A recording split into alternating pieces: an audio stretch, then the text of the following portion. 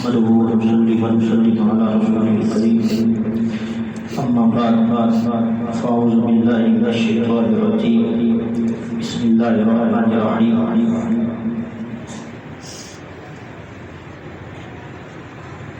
میرے محترم بھائیوں دوستوں بزرگوں،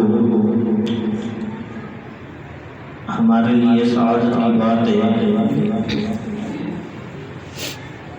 ہمارے حضرت جی دامت برکاتہ العالیہ ہمارے پاس تشریف لائے ہمارے لیے یہ بہت زیادہ ہی سعادت کی بات ہے۔ اللہ والے جہاں سے گزر جاتے ہیں، جس جگہ پہ تشریف لے کے آتے ہیں، وہاں پہ اللہ کریم کی رحمت برستی رہتی ہے۔ بیان کرنا تو مجھے نہیں آتا،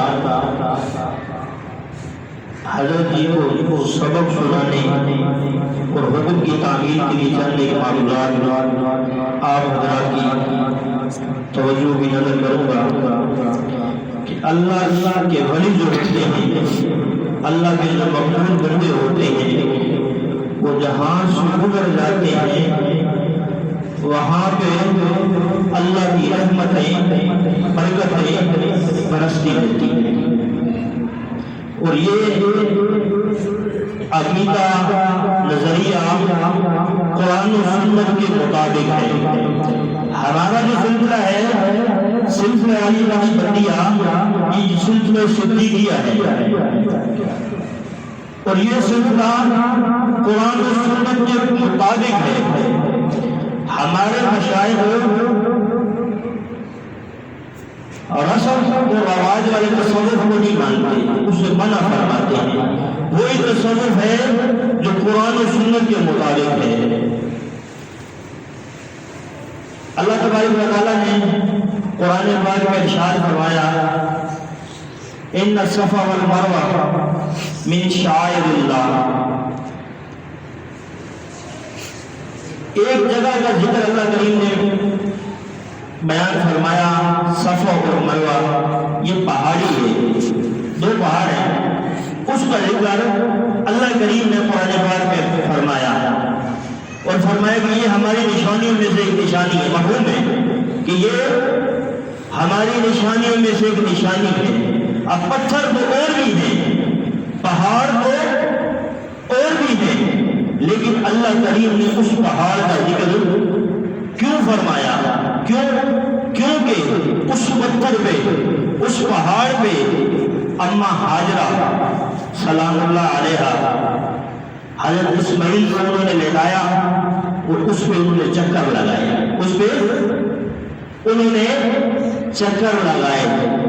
پانی کی ضرورت تھی، بچہ پیاسا تھا، پانی کی تلاش کے لیے وہ پہاڑ کو نیچے اتری، اور بچہ تھوڑا آنکھوں سے جب اوجھل ہوا تو وہ پھر بھاگ کے دوڑ کے بچے کی طرف لگتی کہ بچہ ہے، کوئی موذی جانور جو کوئی چیز تکلیف نہ دے، کیونکہ ماں کی ممتا تھی نا، تو اس کی وجہ سے وہ دوڑی۔ پھر دوبارہ دوسرے پہاڑ کی طرف 7 چکر انہوں نے لگائے، 7 چکر انہوں نے لگائے۔ وہ ایک اللہ کی ولیہ تھی، اس کے قدموں کی برکت، اس کے قدم اس پہاڑی پہ لگے، اللہ کریم نے اس کو فرمایا کہ یہ ہماری نشانیوں میں سے ایک نشانی ہے، کیونکہ اللہ کی ولیہ کے اس جگہ پہ قدم لگے ہیں۔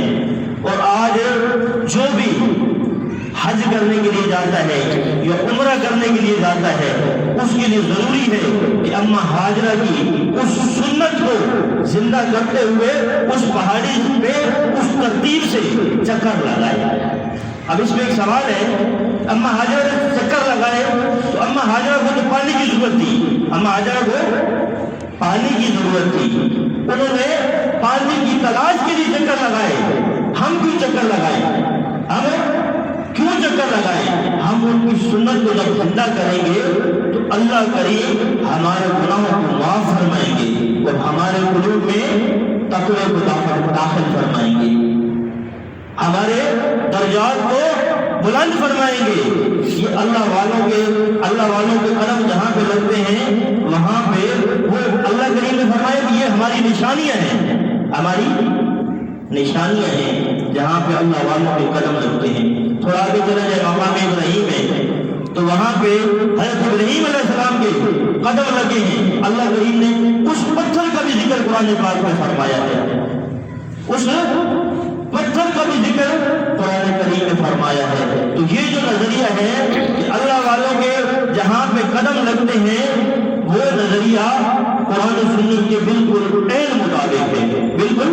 عین مطابق ہے کہ اللہ والے جہاں سے گزرتے ہیں وہاں رحمتیں اور برکتیں نازل ہوتی ہیں، برستی ہیں۔ اما مریم سلام اللہ علیہا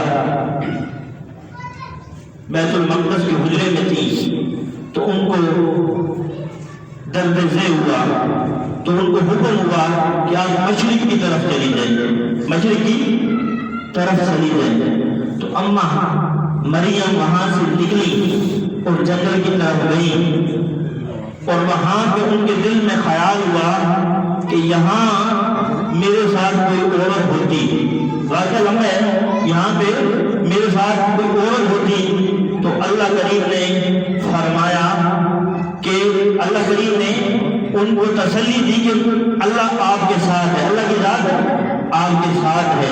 اور جس جگہ پر وہ بیٹھی وہ ایک سوکھا کھجور کا تنا تھا، اس تنے کے ساتھ ٹیک لگا کے بیٹھ گئی۔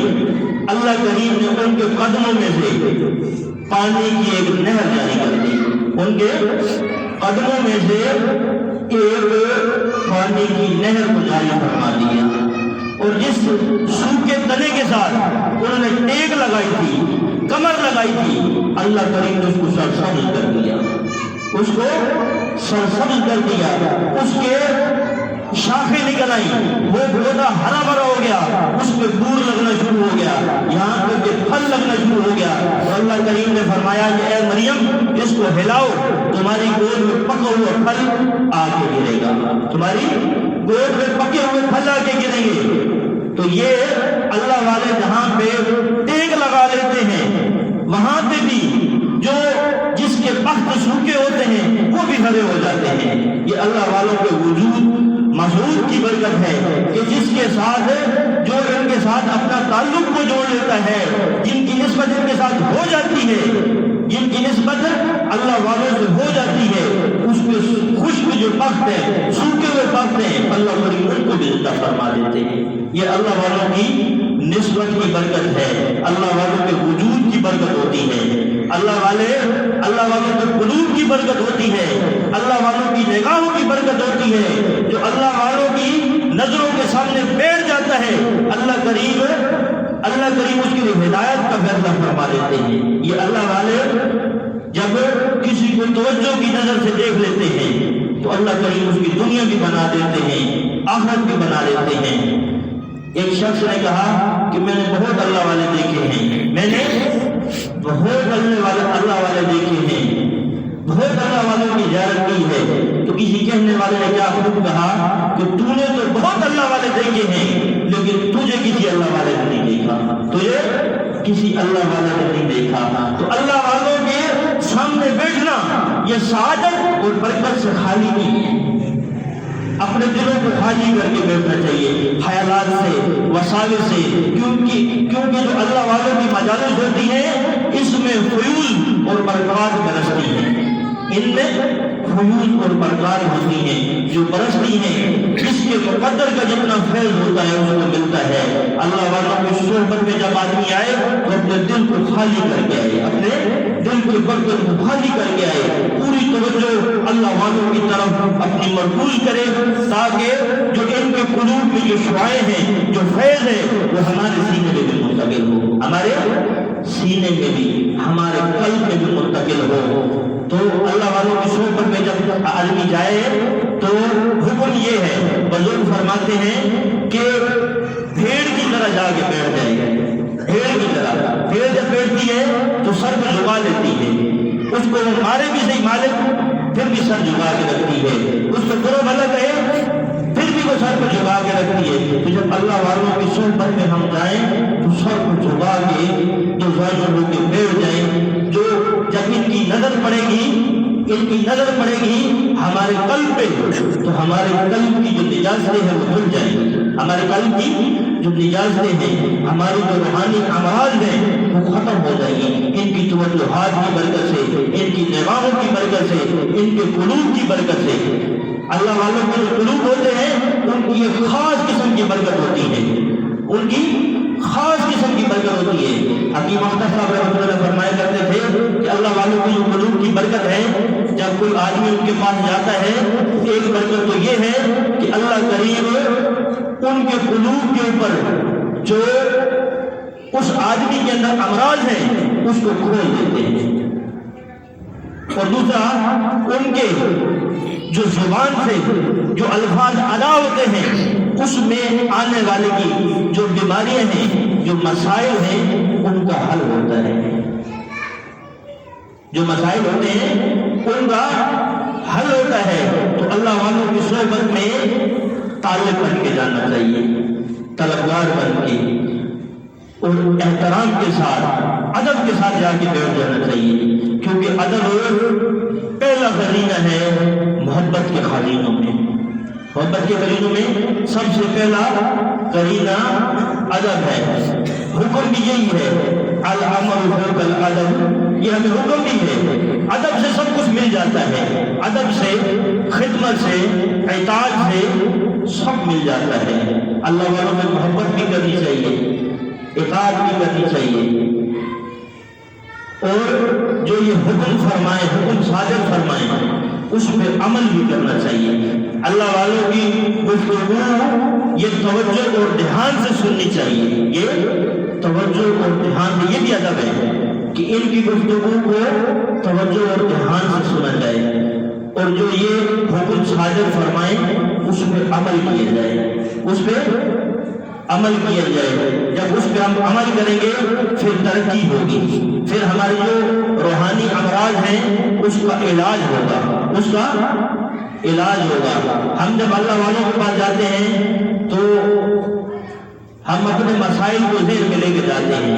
یہ مسئلہ بھی حضرت سے ڈسکس کریں گے, یہ مسئلہ بھی, یہ مسئلہ بھی, ٹھیک ہے. مسئلہ دعا کی نیت سے اپنے مسائل بھی بتانے چاہیے, لیکن ساتھ ہی ساتھ جو کرنے کا کام ہے وہ بھی بتانا چاہیے کہ ہمارے اندر یہ مرض ہے, اس کے لیے حضرت دعا فرما دیں. ہمارے اندر یہ مرض ہے, جیسے قینہ ہے, بغض ہے, لالچ ہے, حب جاہ ہے, حب مال ہے. یہ قلوب کی امراض ہیں, یہ قلوب کی امراض ہیں, روحانی امراض ہیں. اور اگر ان امراض کے ساتھ ہم اس دنیا سے چلے گئے تو اس کا علاج اگر ہم نے دنیا میں نہ کیا تو پھر اس کا علاج قبر میں ہوگا. قبر میں بھی نہ ہو سکا تو پھر حشر کے میدان میں ہوگا, اور اگر حشر کے میدان میں بھی نہ ہو سکا اس کا علاج تو پھر اس کا علاج جہنم کے اندر ہوگا. اور یہ بہت سخت ہے, یہ علاج بہت سخت ہے. تو اس سے پہلے عقل مند وہ شخص ہے جو دنیا میں رہتے ہوئے اللہ کو یاد کرے اور موت کی تیاری کرے. یہ ایک موت کی تیاری ہے, اللہ والوں کی یہ صحبت ہے, اس میں جانا یہ بھی ایک قسم کی موت کی تیاری ہے کہ ہماری جو روحانی امراض ہیں اس کا علاج ہوتا ہے. ہماری روحانی جو امراض ہیں اس کا علاج ہوتا ہے. تو اللہ والوں کی ہر چیز میں برکت ہوتی ہے, ہر چیز میں برکت ہوتی ہے. حضرت خضر علیہ السلام کا نام سنا ہوگا سب نے. حضرت خضر علیہ السلام کو خضر کیوں کہا جاتا ہے؟ حضرت خضر علیہ السلام کو علماء کرام نے لکھا ہے کہ خضر اس لیے کہتے ہیں کہ وہ جس جگہ پہ اپنے قدم لگاتے تھے اللہ کریم اس جگہ کو سرسبز و شاداب بنا دیتے تھے. جس جگہ پہ قدم لگاتے تھے, جیسے گنبد خضرا, گنبد خضرا کو خضرا کیوں کہتے ہیں؟ کیونکہ سبز ہے. تو خضر علیہ السلام کو خضر اس لیے کہتے تھے کہ وہ جہاں پہ اپنے قدم لگاتے تھے وہاں پہ ہریالی ہو جاتی تھی، سرسبز اور شاداب ہو جاتا تھا وہ علاقہ۔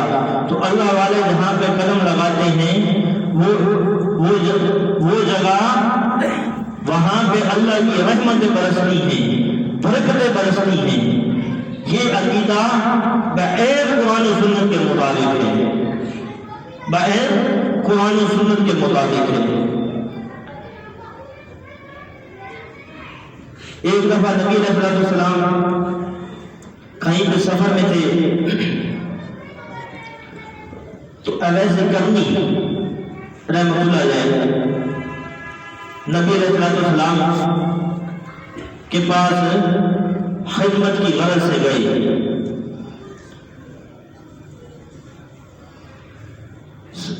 اما عائشہ صدیقہ رضی اللہ عنہا دروازے پہ گئی، انہوں نے بتایا کہ نبی علیہ السلام کے سفر میں ہیں، تو وہ چلے گئے۔ پہلے بول دفعہ انہوں نے ارادہ کیا، لیکن والدہ کی بیماری کی وجہ سے وہ نبی علیہ السلام کی خدمت میں نہیں جا سکے۔ تو ایک دن والدہ نے اجازت دے دی، تو وہ گئے، نبی علیہ السلام کے سفر میں تھے، لیکن والدہ نے ساتھ یہ فرمایا تھا، کہا تھا کہ وہاں پہ رکنا نہیں، واپس آ جانا۔ تو جب نبی علیہ السلام سفر میں تھے، اب محبت کا تقاضا یہ تھا کہ رک جاؤ، اور ادب کا تقاضا یہ تھا کہ والدہ نے کہا ہے، حکم فرمایا کہ واپس آ جاؤ، تو وہ ادب کے تحت واپس چلے گئے۔ تو جب نبی علیہ السلام واپس تشریف لائے، جب واپس آئے تو پوچھا کہ اے عائشہ، دروازے پہ کوئی آیا تھا؟ یا رسول اللہ، ہاں علیہ السلام کا کوئی آدمی آیا تھا، کرم سے آیا تھا، آپ کو پوچھا اور چلا گیا۔ یا رسول اللہ، پہلے بھی لوگ آتے ہیں، پہلے بھی یہاں کے لوگ آتے ہیں، آپ نے کبھی ان کا پوچھا نہیں، کبھی ان کا سوال نہیں کیا، پوچھا نہیں ہے، ان کا کیوں پوچھ رہے ہیں؟ تو اللہ کے نبی صلی اللہ علیہ وسلم نے فرمایا کہ اے عائشہ، جہاں پہ میرے اویس کے پاؤں لگے ہیں، جہاں پہ اویس کے قدم لگے ہیں، وہاں پہ اللہ کی طرف سے نور برس رہا ہے، وہاں پہ اللہ کی طرف سے نور برس رہا ہے۔ تو اللہ والوں کے قدم جہاں پہ لگتے ہیں، تو نبی علیہ السلام نے فرمایا کہ وہاں پہ نور برستا ہے۔ تو یہ جو عقیدہ ہے، یہ نظریہ سنت کے بھی عین مطابق ہے، سنت کے بھی عین مطابق ہے۔ ایک دفعہ نبی علیہ السلام کسی کے گھر تشریف لے کے گئے، صحابیہ نے نبی علیہ السلام کے سامنے مشروبہ پانی کا رکھا، تو نبی علیہ السلام نے منہ لگا کے پانی پی لیا اس مشروبے کا۔ نبی علیہ السلام چلے گئے، تو اس صحابیہ نے وہ چمڑے کا ٹکڑا کاٹ کے اپنے پاس محفوظ کر لیا، رکھ لیا۔ کسی نے پوچھا کہ آپ نے مشک کا چمڑے کا ٹکڑا کیوں کاٹا ہے؟ تو انہوں نے فرمایا کہ اس پہ اللہ کے نبی کے ہونٹ لگ گئے ہیں، جس چمڑے پہ جس چیز پہ بھی اللہ کے نبی صلی اللہ علیہ وسلم کے ہونٹ لگ جاتے ہیں، اس میں برکات اور ثمرات اور اللہ کی طرف سے رحمت برستی ہے، اس لیے میں نے وہ ٹکڑا کاٹ کے اپنے پاس رکھ لیا ہے۔ اور یہ جو آثار صالحین ہیں، اس سے فیوز اور برکات لینا یہ بھی ثابت ہے کہ انہوں نے وہ ٹکڑا کاٹ کے اپنے پاس محفوظ کر لیا۔ ایک دفعہ نبی علیہ السلام کسی جگہ سے گزرے، تو کچھ بچے آذان کی نقل اتار رہے تھے، آذان دے رہے تھے۔ تو نبی علیہ السلام نے ان بچوں کو بلا لیا، پوچھا کہ یہ آذان کون دے رہا تھا؟ سب بچے ڈر کی وجہ سے خاموش ہو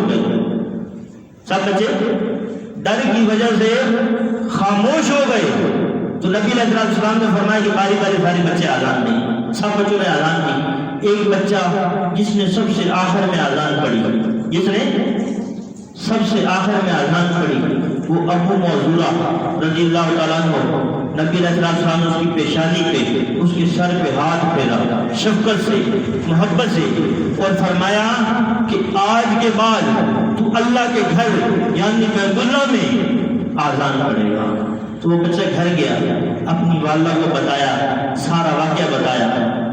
کہ اللہ کے نبی صلی اللہ علیہ وسلم نے اذان سنی ہے اور فرمایا ہے کہ اللہ کے گھر میں تو اذان پڑے گا اور شفقت سے میرے سر پہ ہاتھ پھیرا ہے، میری پیشانی پہ ہاتھ پھیرا ہے۔ تو اس کی والدہ نے کہا یہ محبت کی بات ہے، محبت سے اوپر عشق کی بات ہے۔ اس کی والدہ نے کہا کہ فرمایا کہ اب دوبارہ اپنے پیشانی کے بال نہیں کٹوانا، کہ اللہ کے نبی صلی اللہ علیہ وسلم کے ہاتھ ان بالوں پہ لگے ہیں پوری زندگی، وہ بال نہیں کٹوانا۔ تو انہوں نے پوری زندگی پھر بال نہیں کٹوائے۔ یہ اللہ والوں کے جہاں پہ ہاتھ لگ جاتے ہیں، یہ ہاتھ کی برکت، وہ نبی علیہ السلام کی ہاتھ کی برکت تھی کہ 300 سال تک ان کی نسل نے بیت اللہ شریف میں اذان دی ہے۔ 300 سال تک ان کی نسلوں نے بیت اللہ شریف میں مؤذن کی ڈیوٹی سر انجام دی ہے، خدمت سر انجام دی ہے۔ تو یہ اللہ والوں کے جس کو ہاتھ بھی لگ جاتے ہیں اس میں بھی برکات آ جاتی ہیں، اس میں بھی اللہ کی رحمتیں برستی ہیں اور اللہ کریم اس کی دنیا اور آخرت بنا دیتے ہیں۔ کہاں وہ بچہ بکری چرانے والا اور کہاں وہ مؤذن رسول بنا اور بیت اللہ شریف میں اس نے اذان دی۔ ایک دفعہ ایک صحابی، 2 صحابی، حضرت معاویہ ابن قرہ ابن عیاض رضی اللہ تعالیٰ عنہ اور ان کے صاحبزادے نبی علیہ السلام کی خدمت میں تشریف لے کے گئے۔ تو نبی علیہ السلام نے اس وقت اپنے بدن، گریبان کے بدن نبی علیہ السلام کے کھلے ہوئے تھے، بدن کھلے ہوئے تھے، اور یہ کوئی عمل کرنے کی بات شرعی حکم نہیں تھا، یا ویسے ہی اتفاق سے کھلے ہوئے تھے، لیکن وہ نبی علیہ السلام سے ملاقات کر کے گئے تو پھر موت تک دونوں باپ اور بیٹے نے کبھی اپنے مدد نہیں لگایا۔ یہ محبت کی بات ہے۔ صحابہ کرام ایسے عمل کرتے تھے، ایسے محبت کرتے تھے اللہ کے نبی صلی اللہ علیہ وسلم پہ، ایسے ان کے عمل کے جذبے تھے۔ ایک دفعہ نبی علیہ السلام کھانا کھا رہے تھے، تو کھانا کھاتے ہوئے شوربے میں سے کچھ تلاش کر رہے ہیں۔ انس رضی اللہ عنہ فرماتے ہیں کہ میں نے دیکھا کہ نبی علیہ السلام کیا تلاش کر رہے ہیں۔ میں نے پوچھا یا رسول اللہ کیا تلاش کر رہے ہیں؟ تو نبی علیہ السلام نے فرمایا مجھے کدو شریف بہت پسند ہے، تو میں کدو کے ڈبے اس میں سے تلاش کر رہا ہوں۔ تو حضرت انس رضی اللہ عنہ کو موت کا پھر صرف کدو ہی کھایا ہے، صرف کدو ہی کھایا ہے۔ تو یہ اتباع سنت اور یہ سارا سبب جو ہے ہمیں سنت سے ملتے ہیں، ہمیں صحابہ کرام کی زندگیوں سے ملتے ہیں۔ اللہ والوں کی صحبت میں یہ جانا اور ان کی فیوزات سے برکات حاصل کرنا کہ اللہ کے نبی صلی اللہ علیہ وسلم کے صحابہ سے ثابت ہے، اللہ کے نبی کے صحابہ سے ثابت ہے، قرآن پاک سے بھی یہ ثابت ہے۔ بنی اسرائیل کا ایک واقعہ ہے کہ ان کے پاس ایک صندوق تھا، جب بھی ان کی کسی سے جنگ ہوتی تھی تو وہ اس صندوق کو سامنے رکھتے تھے اور اللہ کریم سے اس صندوق کے وسیلے سے دعا کرتے تھے۔ اور اس صندوق میں تھا کیا؟ اس صندوق میں حضرت موسیٰ علیہ السلام کا عصا تھا، حضرت ہارون علیہ السلام کا جبہ تھا، حضرت موسیٰ علیہ السلام کے جوتے تھے، وہ ان کے وسیلے سے دعا کرتے تھے، اللہ کریم سے دعا کرتے تھے۔ اللہ کریم اس کی برکت سے ان کو فاتح بناتے تھے، ان کو جنگ میں فتح ہوتی تھی۔ تو اللہ والوں کی ہر چیز میں برکت ہوتی ہے، ہر چیز میں برکت ہوتی ہے۔ امام احمد بن حنبل رحمۃ اللہ علیہ وقت کے امام کو گزرے ہیں، بہت بڑے اللہ والے تھے، ان کو کوڑے مارے گئے، قرآن پاک کے مسئلے کے اوپر ان کو مارا گیا، کوڑے مارے گئے۔ تو جب یہ مسئلہ حل ہو گیا تو بعد میں جو ان کے استاد تھے انہوں نے ان سے وہ قمیض منگوائی کہ جس میں جو انہوں نے قمیض پہنی ہوئی تھی اور ان کو کوڑے لگتے تھے، تو وہ قمیض وہ لے کے آئے، اپنے استاد جی کو انہوں نے ہدیہ کی۔ تو استاد جی نے کیا کہ اس کو پانی میں بھگویا، پھر اس کو نچوڑا، جو پانی نکلا تو انہوں نے پی لیا۔ پھر جب بھی ان کے پاس کوئی شخص آتا اور اپنی بیماری کا تذکرہ کرتا، اپنی مرض کا تذکرہ کرتا، تو وہ امام احمد ابن حنبل کے استاد جو تھے، امام صاحب کا قمیض پانی میں ڈبو کے اس کو پانی پلاتے ہیں، اللہ کریم اس کو شفا دیتے ہیں، اللہ کریم اس کو شفا عطا فرماتے ہیں اس شخص کو۔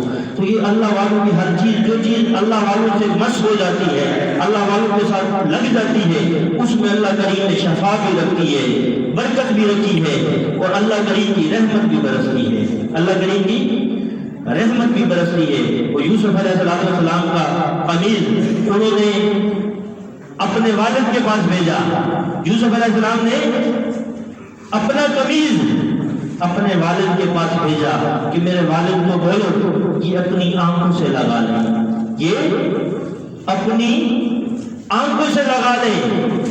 تو انہوں نے اپنی جب آنکھوں سے اس کو لگایا، اللہ کریم نے ان کی آنکھوں کی بینائی واپس کر دی، ان کی آنکھوں کی بینائی کو اللہ کریم نے واپس کر دیا۔ تو اللہ والوں کے ہر چیز میں برکت ہوتی ہے۔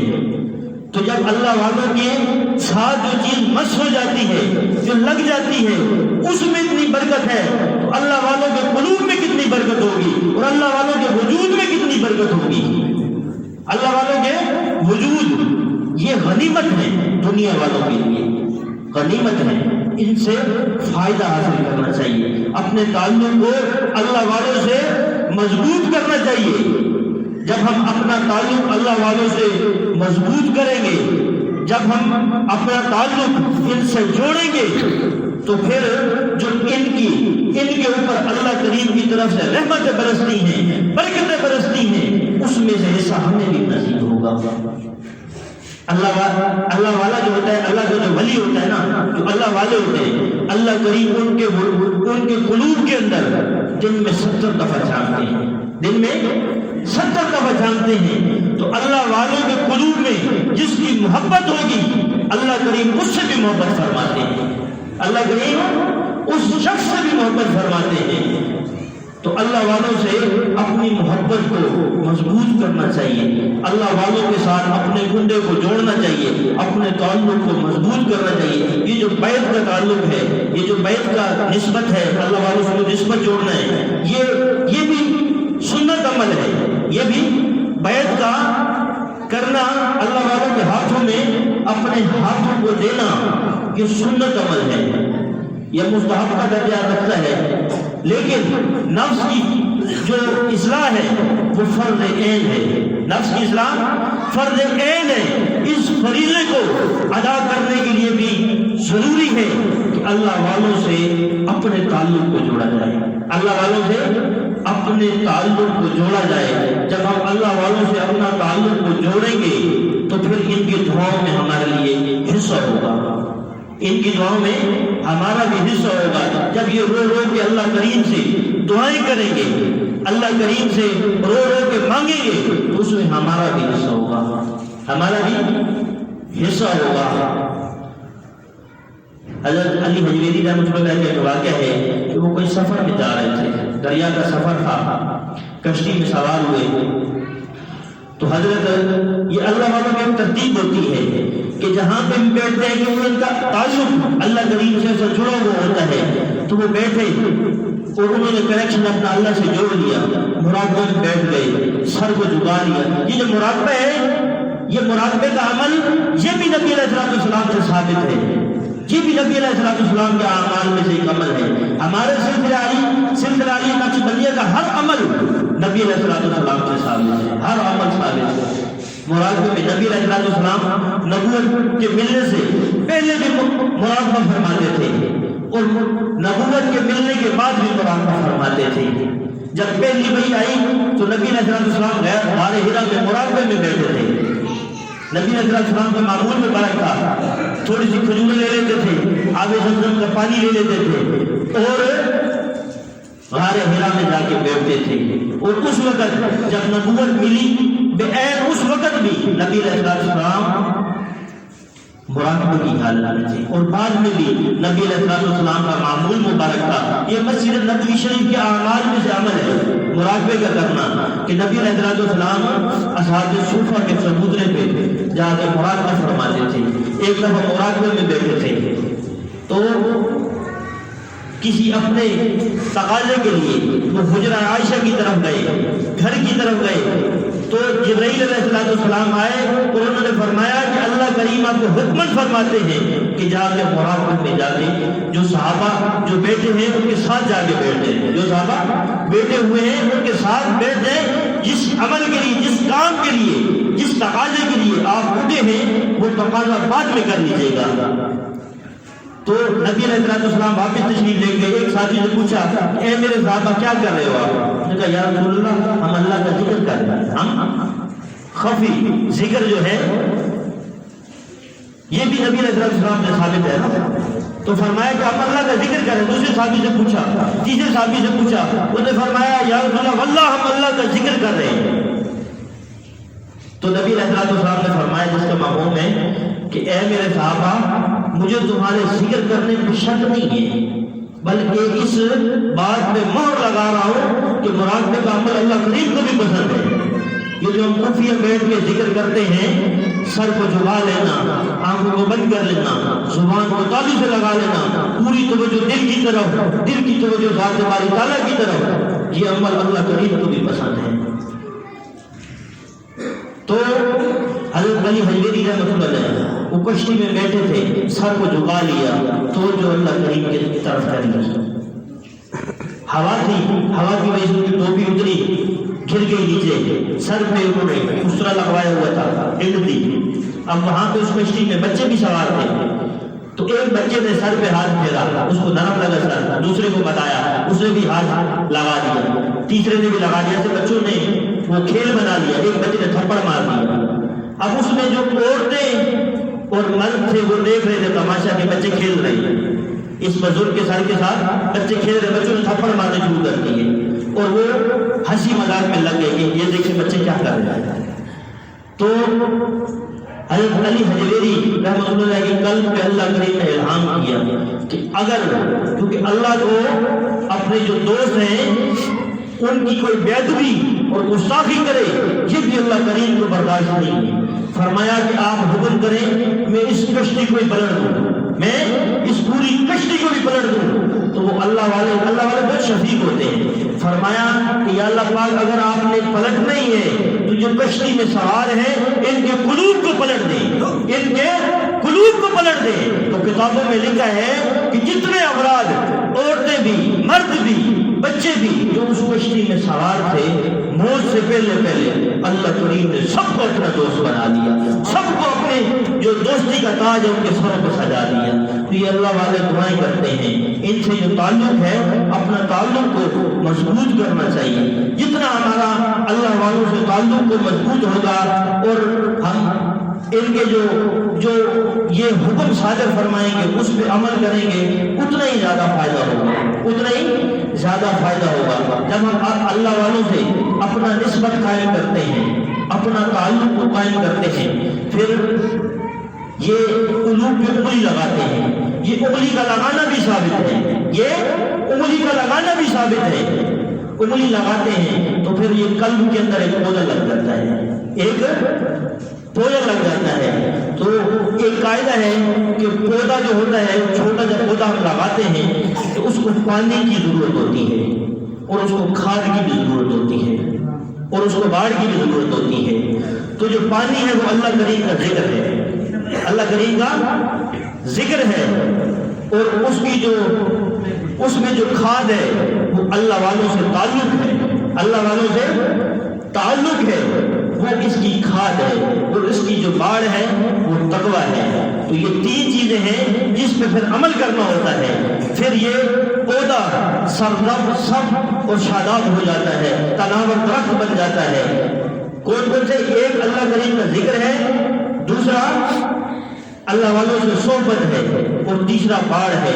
اگر ہم باڑ نہیں لگائیں گے، تقوی کے مطابق تقوی پہ عمل نہیں کریں گے تو پھر شیطان آئے گا، اس پودے کو اچک لے گا، توڑ دے گا، ختم کر دے گا۔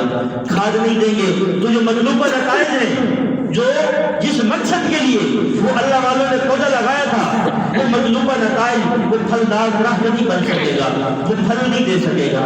اور اگر ہم ذکر نہیں کریں گے تو پودا پانی کے بغیر جل جاتا ہے، لیکن جب تناور درخت بن جائے گا، وہ پودا تناور درخت بن جائے گا، پھر وہ اپنا پانی بھی حاصل کر لے گا، اور پھر وہ لوگوں کو فائدہ دے گا، پھر پودا لوگوں کو فائدہ دے گا۔ تو اس لیے جو حکم صادر فرمائیں، جو تعلیم اللہ والے فرمائیں، اس پہ عمل کرنا بھی پھر ضروری ہے، اس پہ عمل کرنا بھی پھر ضروری ہے کہ اللہ والے اللہ کے ولی ہیں، ہمارے شیخ دامت برکاتہ عالیہ آئے ہوئے ہیں، آپ ان سے اپنا تعلق بھی قائم کریں، جن کا تعلق ہے اس سے تعلق کو اور مضبوط بنائیں۔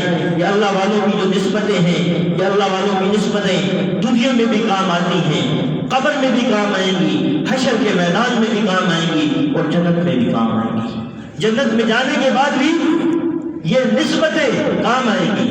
جنت میں جب آدمی چلا جائے گا، جنت میں ایک آدمی پہنچ گیا تو اس کو ساری نعمتیں ملیں گی، سب کچھ مل گیا، تو اس سے پوچھا جائے کچھ اور چاہیے، ایک نعمت باقی ہے، تو وہ پھر اپنے مشائخ سے رابطہ کرے گا، اللہ والوں سے، جس سے اس نے دنیا میں اپنے تعلق کو قائم کیا ہوگا، پھر یہ اللہ والوں کی نسبت جنت میں بھی کام آئیں گی، یہ ان سے رابطہ کریں گے، حضرت کون سی نعمت ایسی ہے جو باقی ہے، جو رہ گئی ہے، تو پھر یہ اصلاح فرمائیں گے، وہاں پہ بھی معاونت کریں گے اللہ والے، کہیں گے کہ اللہ کریم کا دیدار، اللہ کریم کا دیدار، یہ جنتیوں کو نصیب ہو، جنتی جو ہوں گے جن کا تعلق اللہ والوں سے ہے، یہ پھر اللہ والوں کی رہنمائی سے وہ اللہ کریم سے فرمائیں گے، وہ کہیں گے کہ اللہ کریم کا دیدار باقی ہے، اللہ کریم کا دیدار باقی ہے، پھر اللہ کریم اپنا دیدار کروائیں گے۔